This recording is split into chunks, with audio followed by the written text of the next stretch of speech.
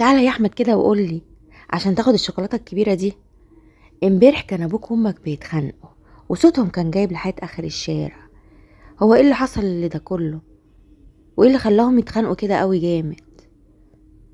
هما مين الناس اللي كانوا طالعين عندكم وكانوا شايلين شنط؟ الشنط دي كان فيها ايه؟ الله، ايه الطقم الجامد ده مين اللي جابهولك؟ ها، هو انتوا مش هتسافروا مصيف السنه دي؟ انا مشفتكوش يعني سافرتوا. ايه، معكوش فلوس ولا ايه؟ بذمتكوا كام واحد من الناس دي احنا بنشوفهم في حياتنا؟ الناس اللي بيبقى عندها حب فضول هيموتها، اللي تبقى عايزة تعرف تفاصيل كل حاجة.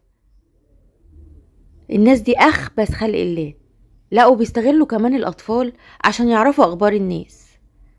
أنا مش عارفة بتستفادوا إيه لما بتعرفوا. ما تخليكوا في حالكوا بقى، مليتوا الدنيا وكرهتونا في العيشة.